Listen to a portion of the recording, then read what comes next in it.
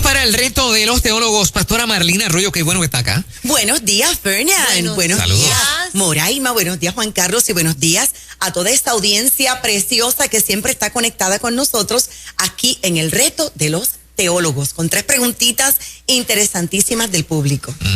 Voy a comenzar contigo, Fernan, una pregunta muy interesante. Bueno, dice aquí esta persona de la siguiente manera, esta vez le escribo porque ha surgido una invitación de un familiar bien cercano, que no es cristiano y que se va a casar en Cancún, México, y la ceremonia de la boda va a ser una ceremonia maya. Ajá. La pregunta, ¿debo asistir a ese tipo de actividad? Estuve buscando información y veo que es enfocada en elementos de la naturaleza y otros rituales, pero no en Dios. Sé que la pareja no es cristiana, pero al ser familia están esperando la contestación de si vamos a ir o no. ¿Qué debo hacer? Y qué difícil, ¿verdad? Qué difícil cuando es familia, cuando son personas que amamos, y se hace aún más difícil por lo siguiente. Voy a comenzar de esta manera y, por supuesto, tengo varios textos bíblicos para poder contribuir con esta decisión tan difícil que hay que tomar. De hecho, que ser invitado a una boda entre un hombre o una mujer es algo precioso, es un honor poder compartir con los novios. Siempre el Señor nos abre puertas de oportunidad para poder sembrar la semilla, etcétera. Ahora bien, vamos acá. Comencemos hablando Biblia. Mire, Hebreos capítulo 13, versículo 4 habla de lo honroso que es el matrimonio. Voy a dar Biblia. Dice acá que todos respeten el matrimonio y mantengan la pureza de sus relaciones matrimoniales, porque Dios juzgará a los que cometen inmoralidades sexuales y a los que cometen adulterio. Así que siempre que sea un matrimonio con la bendición de Dios, repito, entre un hombre y una mujer, conforme a su perfecta voluntad, a las Sagradas Escrituras, pues claro que sí, que vamos para allá y vamos a apoyarlo, claro que sí. Ahora bien, en algunas culturas, y este es el gran detalle, en algunas culturas, algunos elementos del paganismo son importantes en la realización de una boda. Fíjate que un juez, un notario puede celebrar una boda, no hay ningún problema sin que haya nada de Dios allí, ¿me entiendes? En la ceremonia, pero si a esto vamos a añadir una ceremonia que sea pagana, que tenga adoración a ídolos, y traje algunos ejemplos por acá. Por ejemplo, un ritual pagano donde se ofrenda para ídolos, donde se invoca el nombre de ese dios pagano. Mira lo que dice la Biblia. Hechos 5:29 dice: Pedro y los demás apóstoles contestaron: es nuestro deber obedecer a Dios antes que a los hombres. ¿Dónde está el problema si yo voy a una boda, que es algo lindo, que es algo honroso, pero que no es en el nombre de Jesús, donde allí no está nuestro Padre eterno ni el Espíritu Santo, sino donde se hace una ceremonia completamente pagano? Y obviamente lo pagano es antónimo a nuestra adoración al Dios del cielo. Nada más con mi presencia, la gente va a entender que mi presencia es la aprobación a lo que está ocurriendo allí. Y yo no puedo estar presente allí aprobando lo que está ocurriendo allí, porque es algo incongruente. Me voy a casar, que es algo lindo, que es algo honroso, pero no es en el nombre del Señor. No es delante de Jehová, de Yahweh, sino delante de mayas, en una ceremonia completamente pagana. Entonces, cuando yo era pequeña, yo recuerdo que yo veía aquí en la televisión puertorriqueña los cultos de Jimmy Swaggart. Y yo recuerdo siempre cuando Jimmy Swaggart decía: lo que sucede es que yo no puedo contribuir con la erradicación del alcoholismo en un alcohólico sentándome a beber con él. Por lo tanto, yo me excusaría, yo le enviaría un regalito cristiano muy lindo, una Biblia de hecho.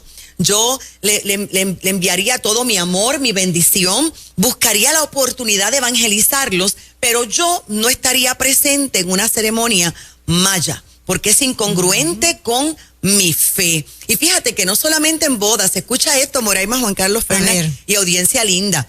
A mí, por ejemplo, me han invitado a predicar a lugares, ¿verdad? Y cuando voy a predicar, ¿a qué yo voy? A llevar el mensaje de salvación, de revelación, Biblia, Sagradas Escrituras, Padre, Hijo y Espíritu Santo.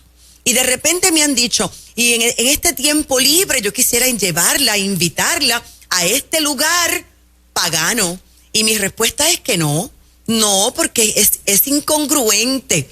Yo no puedo hacerlo. La Biblia enseña claramente que yo tengo que ser luz en medio de las tinieblas. Y Jesús también oró en un momento determinado. Bueno, Padre, yo te ruego, no es que los quites del mundo, sino que los guardes del mal. Pero tenemos que guardarnos y protegernos de todo mal. Pero cuando asumimos posturas, la postura tiene que ser clara. Yo asistiré a una ceremonia nupcial donde el Padre, Hijo y Espíritu Santo estén presentes.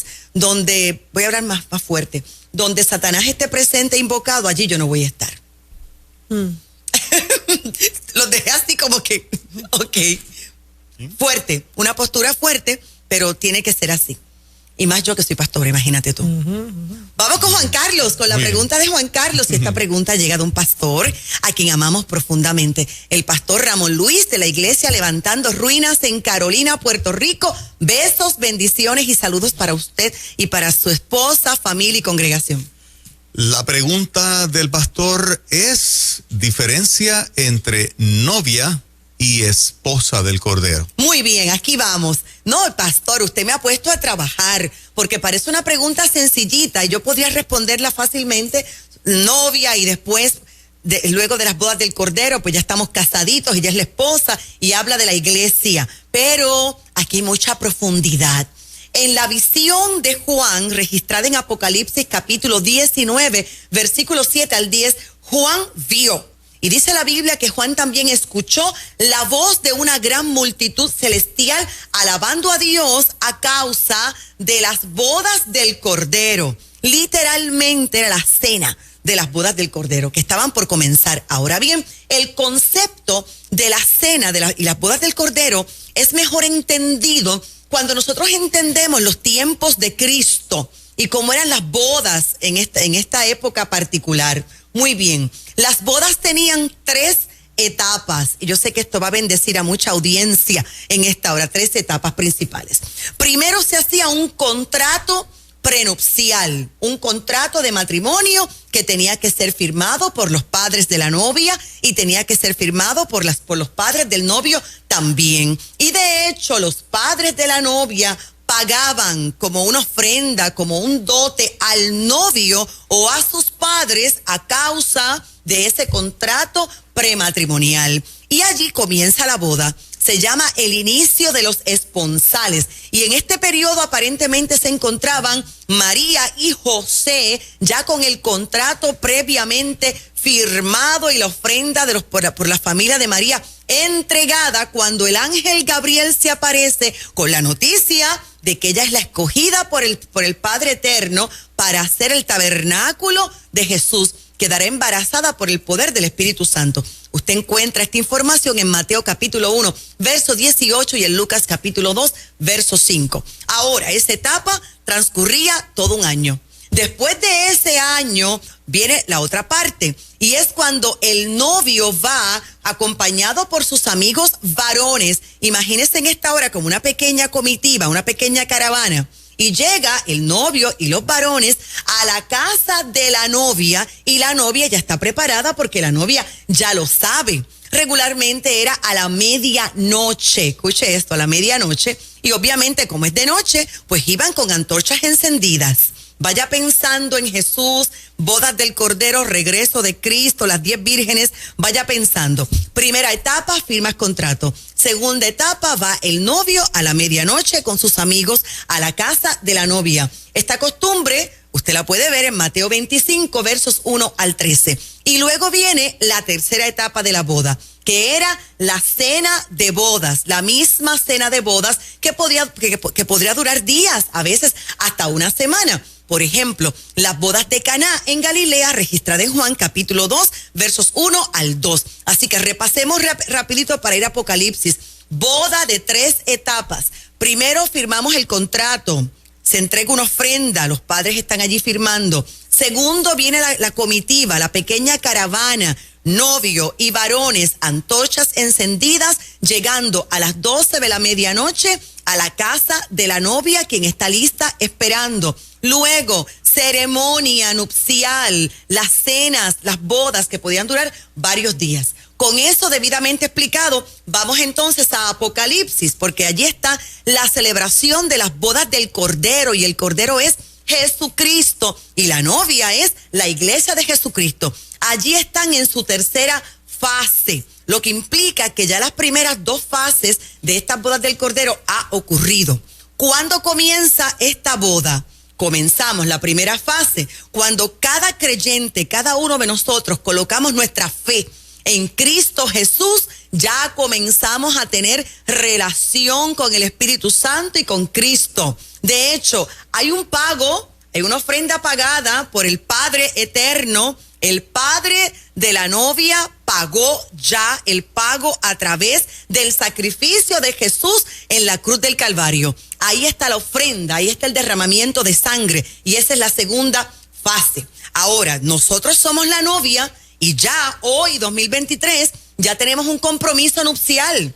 Ya el Padre pagó la ofrenda. Estamos comprometidos como iglesia para casarnos con Cristo Jesús.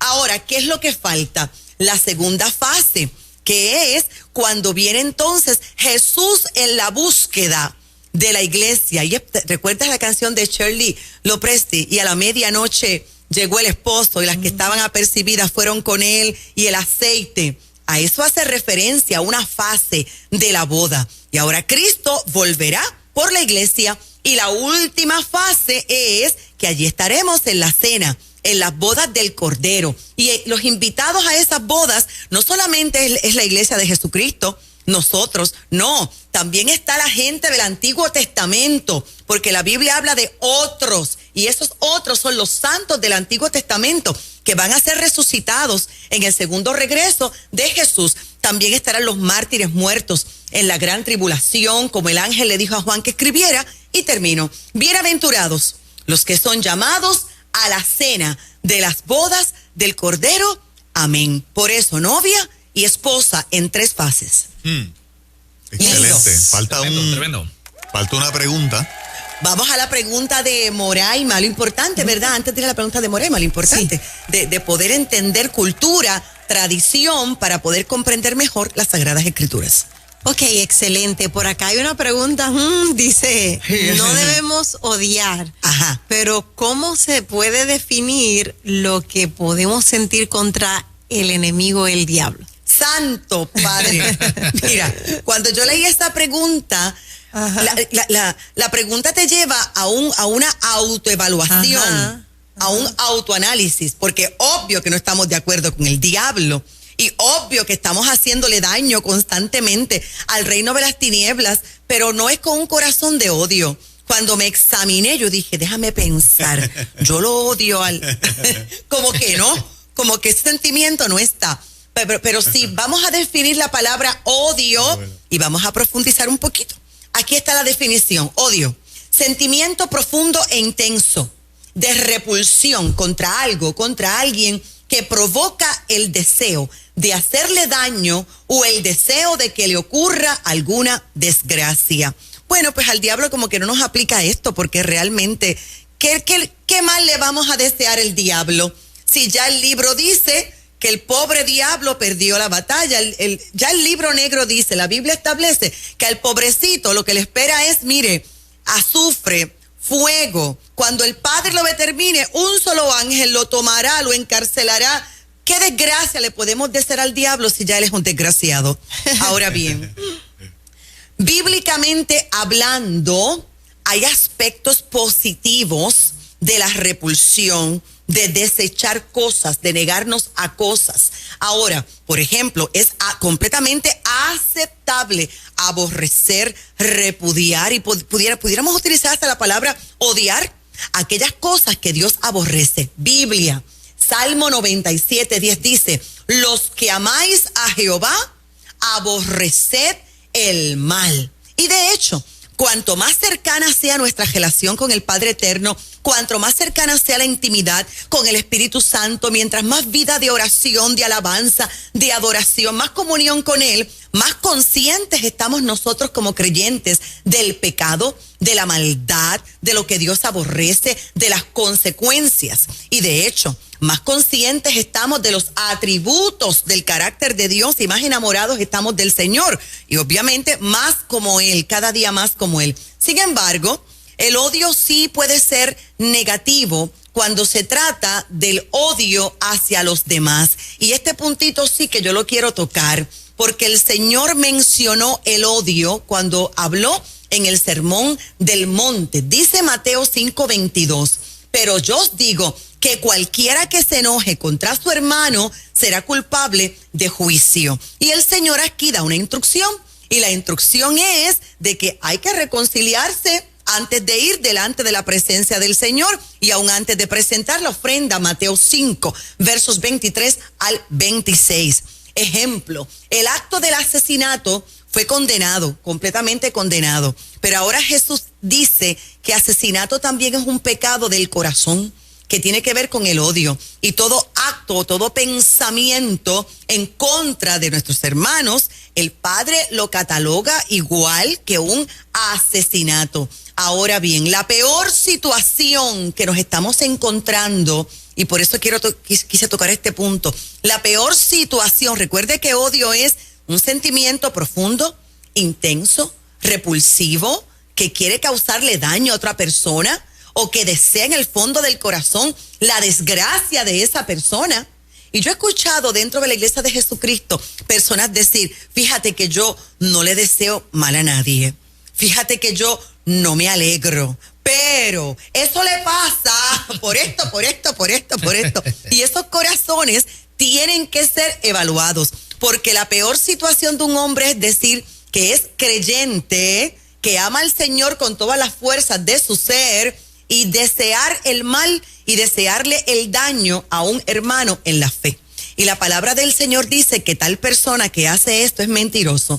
Primera de Juan 4:20 dice, si alguno dice yo amo a Dios y al mismo tiempo odio a mi hermano, eso es ser un mentiroso. Pues si uno no ama a su hermano, a quien ve, tampoco puede amar a Dios a quien no ve. Puede engañar a los hombres, dice la Biblia, pero no a Dios. Y finalmente, el odio es un veneno que no le hace daño a la otra persona. No, ese veneno le hace daño al contenedor, al vaso que lo contiene. Una persona que odia se hace daño a sí mismo. Además, hay un gran peligro, es amargura. Poco a poco va corrompiendo el corazón, la mente. Por eso dice la Biblia, Hebreos 12:15, procuren que a nadie le falte la gracia de Dios, a fin de que ninguno sea como una planta de raíz amarga que hace daño y envenena a la gente. La Biblia dice en una de las versiones, y no sea que brotando una raíz de amargura dejes de alcanzar la salvación. Termino de esta manera. El odio, los enojos, Dios mío, ministros que no pueden mirarse ni verse, eso daña el testimonio personal de un cristiano, eso le quita la comunión con el Señor a cualquiera, esto le hace daño al cuerpo de Cristo. Tiempo de reconciliación. Tremendo. El reto de los teólogos. Pastora, muchas gracias por esta mañana. No, gracias a ustedes. Estas contestaciones poderosas. Y gracias Tremenda, a la audiencia por siempre estar con nosotros y siempre contribuir con esta sección, buena enviándonos sus preguntas. Tenemos muchas preguntas para responder. Muy bien. Así que la semana que viene volvemos. Claro que sí. Y en Ponce, que la gente esté pendiente. Siempre. Llámenos al 787-644-2544. Estamos pastoreando en Ponce, Puerto Rico. Domingos, 9:30 de la mañana. Hoy miércoles estaré allí enseñando revelación de las Sagradas Escrituras. 7:30 de la noche. Nuestros jóvenes están los viernes a las 7 de la noche. Para más información, comuníquese con nosotros al 787-644-2544 y encuentra nuestros libros en tu librería cristiana favorita. Por aquí ya hay gente preguntando, así que te las daré de asignación para el próximo miércoles. Eso es. Gracias, pastora. Gracias. Marlina Arroyo. Nueva vida. Lo que buscas.